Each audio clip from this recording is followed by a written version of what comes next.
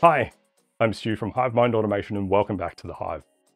In this video, we're going to be taking a look at these new Nanoleaf Essentials Matter recessed downlights. As always, we'll take a look around the outside of the box. We'll get them out of the box and we'll get them paired up and see what they're like through the HomeKit integration and the native Nanoleaf app. And in a future video, we'll see if we can get control over these through Home Assist. So while I roll the intro, why don't you take a moment to subscribe and hit the bell icon to get notified when I release new videos, which is normally each week. While you're at it, if you like what I do here and you want to support the channel, there's some affiliate links to smart home gadgets that you can buy for your very own smart home without it costing you any extra, but support the channel at the same time. Or you can support the channel directly through my Buy Me a Coffee link. Of course, those affiliate links and my Buy Me a Coffee link can all be found on my website, hivemindautomation.com.au. With all of that out of the way, let's get started.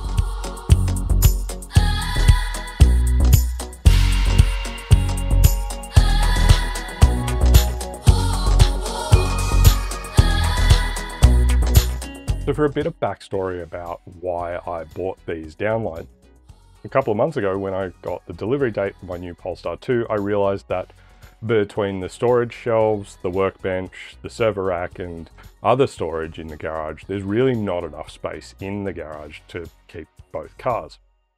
Now, this isn't a new problem. Since we moved into this house, we've not had enough space for two cars in the garage, and because of this, one of the cars needs to be parked in the driveway. Previously, I used to just park my car on the nature strip, but I've decided with the new car, I'm not going to do that. I want to park it in the driveway. Now, this isn't really so much of a problem, except that I do get a little bit paranoid about cars being parked in the driveway, especially overnight.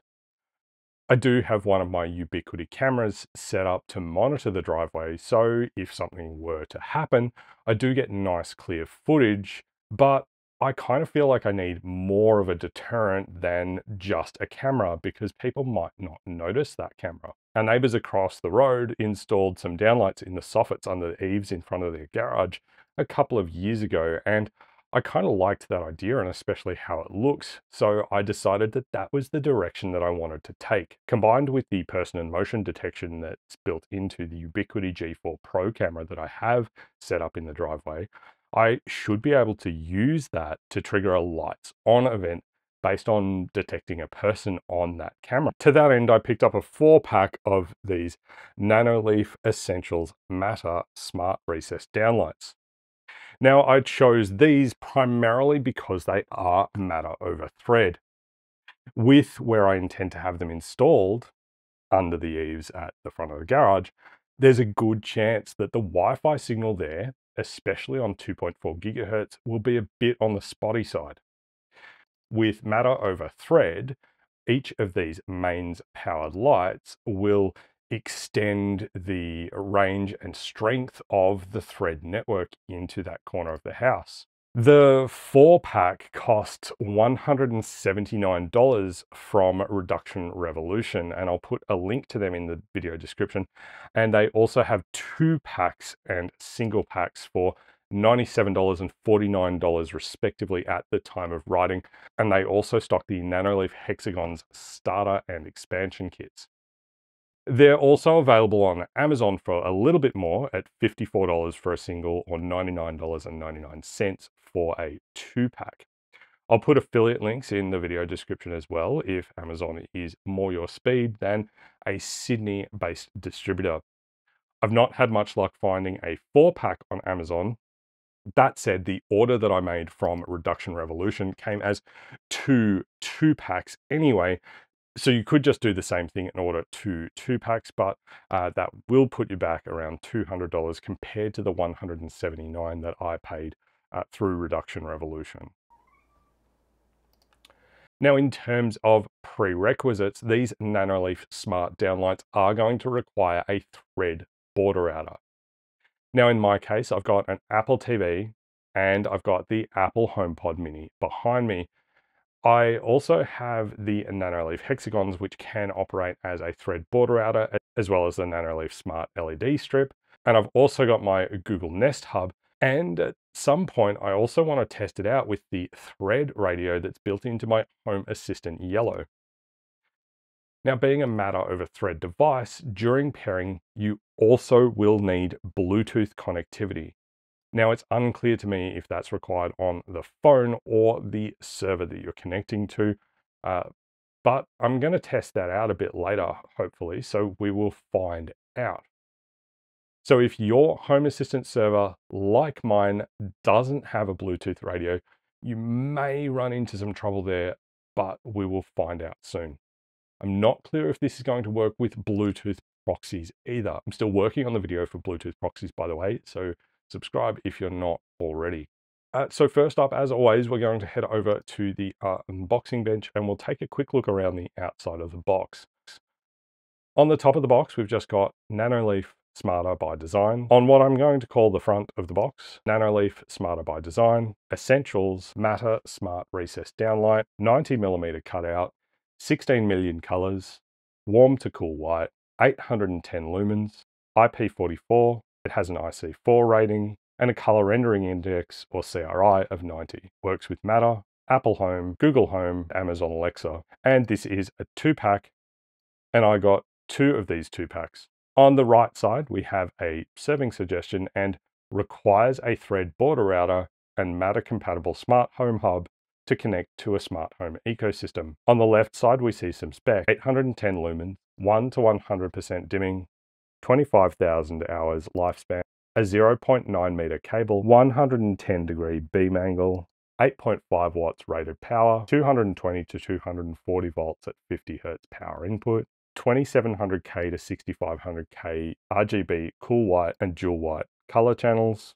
It's dimmable. The dimensions are 113mm by 52.5mm with a cutout of 90mm. Versatile control, you can use a light switch, voice, or an app on either mobile or desktop. And the model number is NL65A100. On the back, we have another serving suggestion: fast and reliable with new Thread network technology, circadian lighting to sync with your body's natural clock, set schedules on your desired smart home ecosystem, dynamic scenes for color changing animations. For latest Matter compatibility requirements, visit go.nanoleaf.me/matter. Google Assistant routines require a compatible Google Home device. Apple Home schedules require a home hub. Controlling this home-enabled accessory requires an iPhone or iPad. It is recommended that you update to the latest software and operating system. Controlling this home-enabled accessory automatically and away from home requires a HomePod, Apple TV, or iPad set up to be a home hub. The Matter logo, built on Thread, Bluetooth, works with Apple Home, works with Google Home, works with Amazon Alexa, works with Razer Chroma RGB. The Nanoleaf app is available to download on the App Store or get it on Google Play. Lastly, on the bottom, some compliance logos, including showing that it's double insulated, do not dispose of the product in unsorted waste, made in China, and some manufacturer address details in Paris, Cornwall in the UK, Toronto in Canada, and Kowloon in Hong Kong. So with that out of the way, let's get them out of the box. And there is a clear sticky dot over the opening edge, and we can either cut that or pull that tab back and open up the top flap.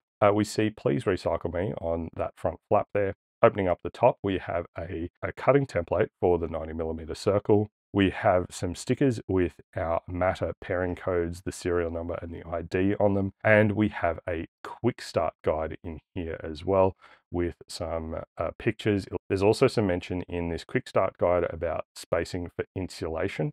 And that is the IC4 rating that we have here. And then underneath all of that, we've got the downlights themselves in these cardboard cutouts. Now, as we take the light out of the box, I note that the build quality feels pretty good.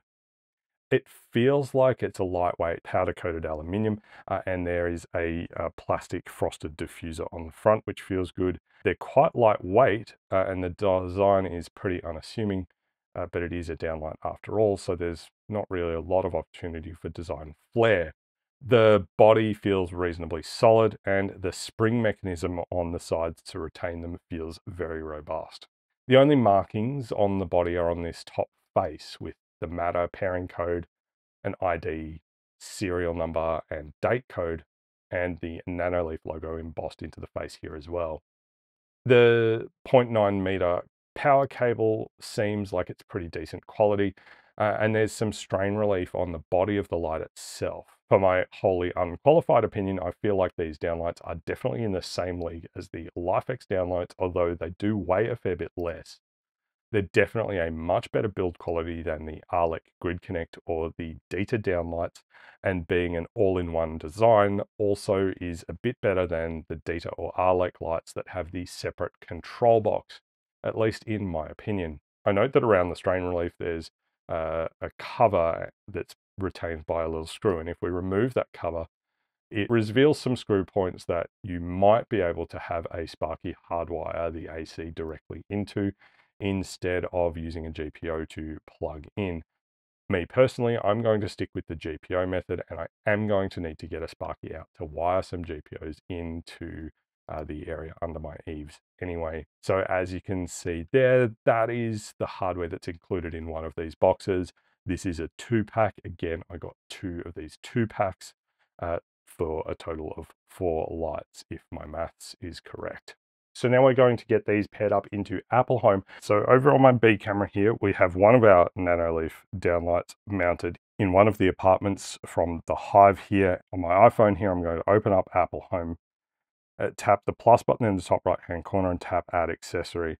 And I'm just going to scan this QR code here and tap add to home for this light. Now it does say this may take a few minutes. Now I did have this fail the first time around. But what I've done now is I've reset the light by turning it off and on 5 times in quick succession.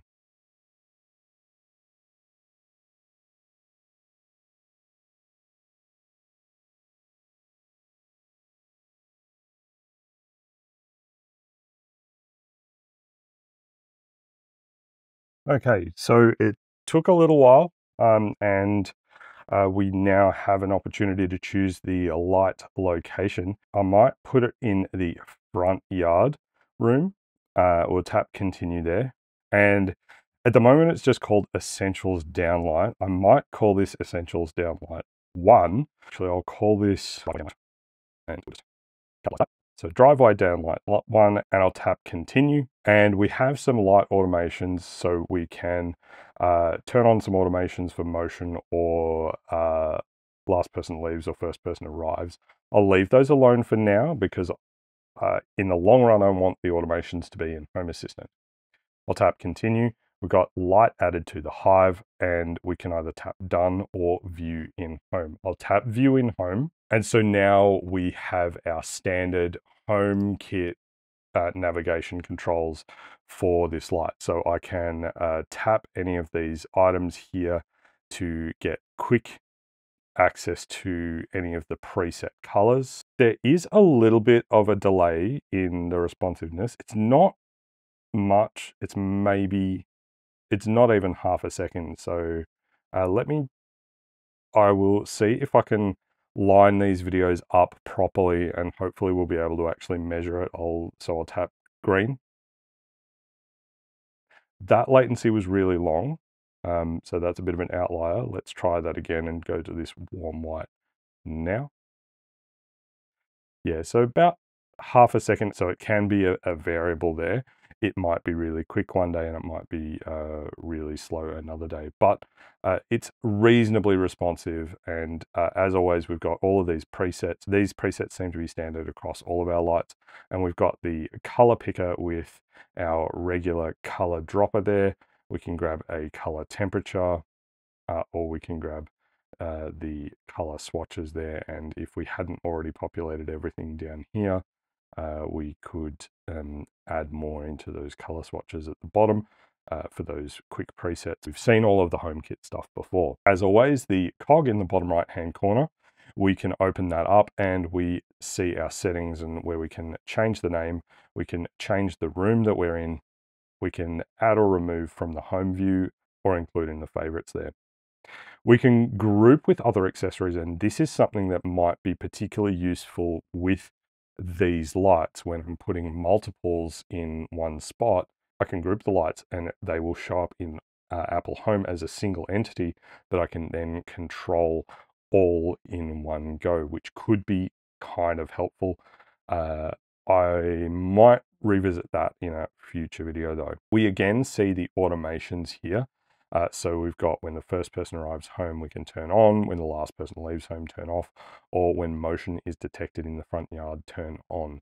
So that will use the motion sensor from the driveway camera, because that is passed through to HomeKit to trigger the lights turning on.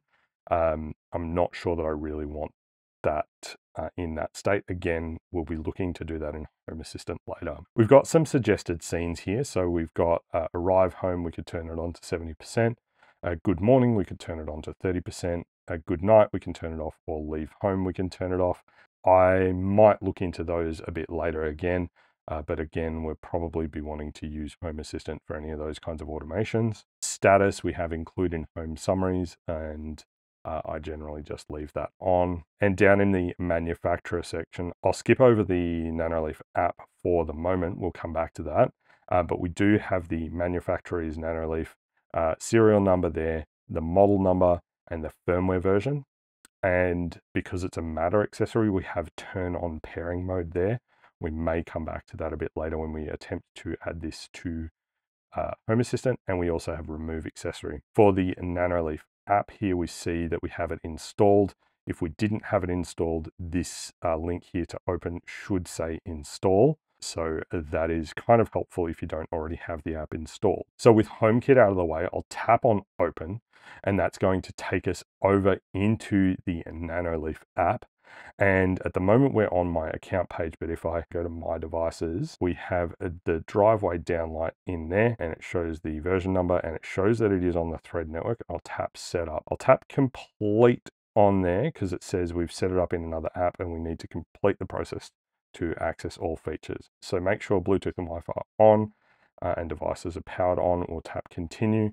We will scan the QR code again. So it has added the device to our Thread network. It knows that it's the driveway downlight 1. It tells us that there's a critical firmware available, so we're going to need to update that.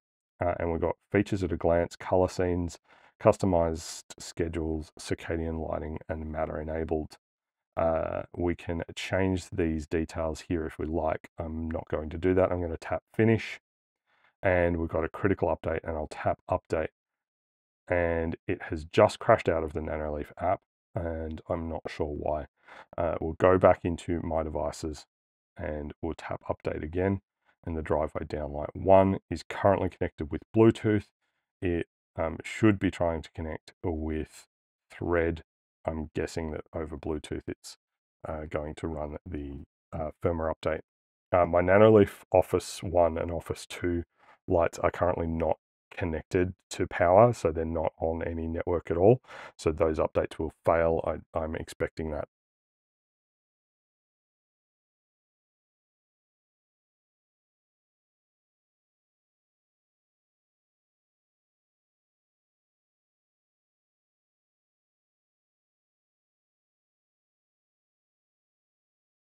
Okay, so it looks like that has completed. I can hit the 3-dot stack there and tap identify if I want.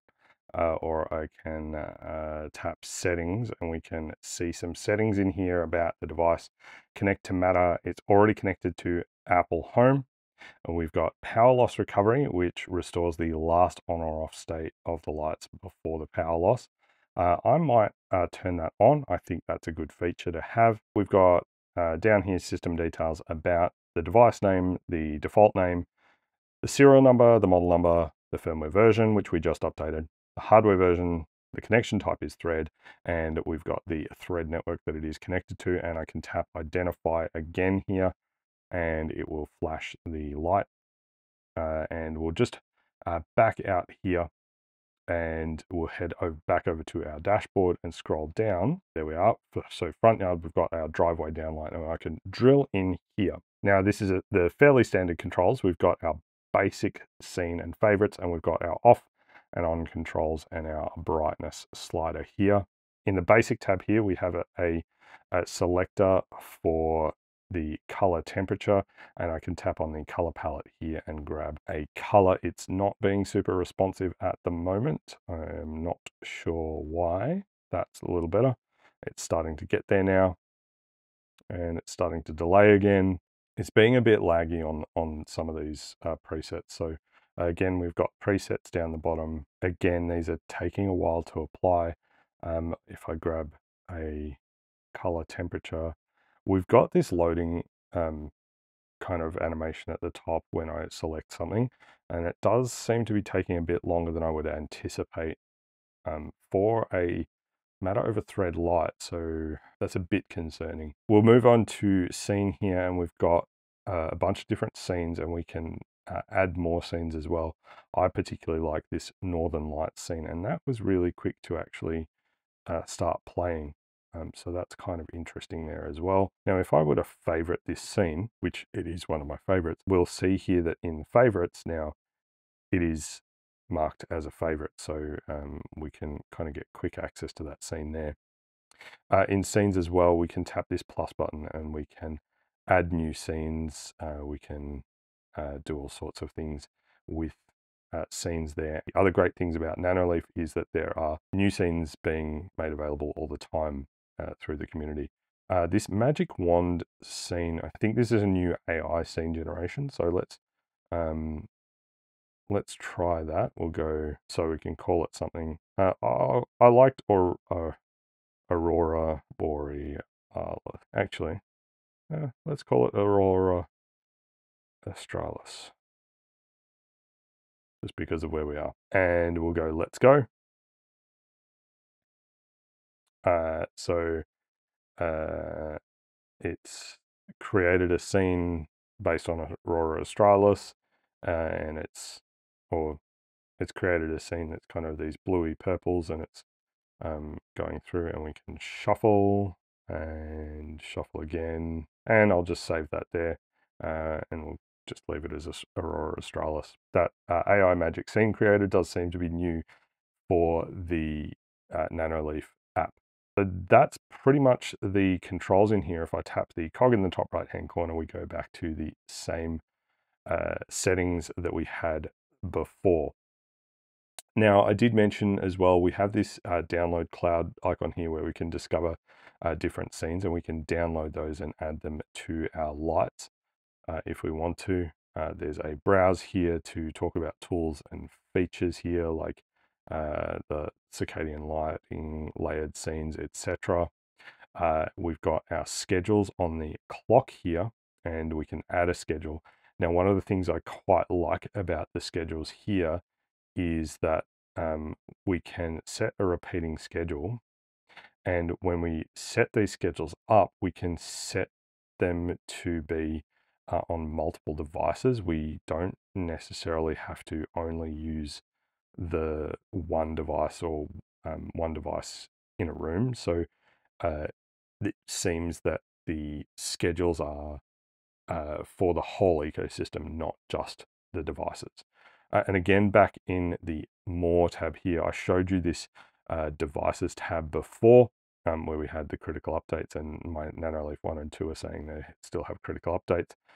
So you can see the details of your lights and how they are connected, whether Wi-Fi like the bedroom TV strip and the hexagons, or thread like the driveway downlight and the laundry light, or Bluetooth like the Nanoleaf 1 and 2 show there, but those would normally be connected over thread. If we back out here, the other item that I find somewhat useful in this More menu here is the thread network item. And we can see here we've got multiple thread networks, and this is actually how I discovered that I had multiple thread networks, because we see we've got HA thread B2B2, and that's my thread network from my Home Assistant in yellow. We have my home and then this long string of numbers. This is kind of where everything actually is that's connected to Nanoleaf, at least. We've got our 2 Apple border routers noted here as external border routers. And then we've got our front yard, our driveway downlight mesh extender, so that downlight can operate as a mesh extender there. Our laundry light is also a mesh extender, and we've got our hexagons in the lounge room, which can act as a border router. And then our third network here is My Home 18, and you can see we've got external border routers, an Apple border router, and a Google Nest border router. So somehow I have 3 Thread networks. At the moment, I'm not aware of any mechanism for me to merge these Thread networks together. I am still investigating, and hopefully I will come up with something or find something that will allow me to do it. Apparently, if I were to reset these devices, the Apple border router and the Google Nest border router, I might be able to bind them into this other My Home network. You can see, because this is the one we're connected to, we actually have an arrow that takes us to more details, and we can see the channel, the name, the PAN ID, the extended PAN ID, the network key, and I'll have to blur out the PSK as well. See there that there's info that we have available. So I'm going to have to experiment a fair bit with Thread, and we'll probably do some more videos on Thread networks in the future. So as I've mentioned a couple of times, I am going to take a look at integrating the Nanoleaf lights into Home Assistant in a future video. But again, being Matter over Thread, I think we're going to need to have some Bluetooth capabilities on our Home Assistant server. And I've ordered a new Raspberry Pi Compute Module 4 with the Wi-Fi module to replace the one that's already running my Home Assistant Yellow. And when that comes in, we'll see how we go using that to then connect to these devices, because that will have the Bluetooth radio as well. Now, the last thing that I want to mention here before we wrap up is how I intend to handle automations for this particular light. So I've got over on my laptop here, I've already got my Unify Protect driveway camera showing up here. And you can see here in the sensors section, for whatever reason, my mouse isn't recording today. But there is this person detected sensor here, and this is using the AI features built into the Ubiquiti camera.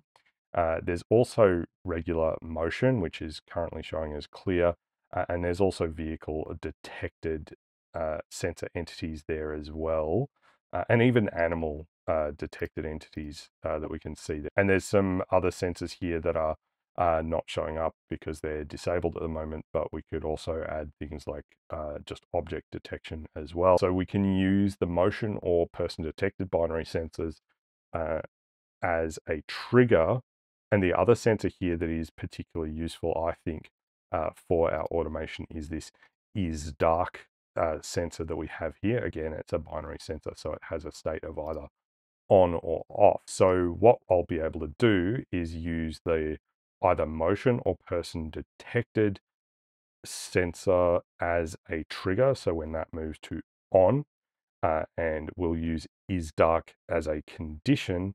And once I've got these lights integrated into Home Assistant, I'll then be able to turn those lights on directly. Now, in order to get around this for the short term, because they're just in Apple Home, I can set up a helper entity and just create an input Boolean switch, and then pass that switch over through to HomeKit, and then create automations in HomeKit based on the state of that switch. And then I can create an automation in Home Assistant based on is dark and either motion or person detected here on this camera, to then turn that input Boolean switch on or off, which HomeKit will then pick up and then turn the lights on or off. So by using the person detected sensor instead of just the regular motion, we can also potentially avoid triggering the lights on for just plain old motion, like a local cat wandering across the driveway, or even just a plain old cobweb blowing in the breeze in front of that lens. So those are my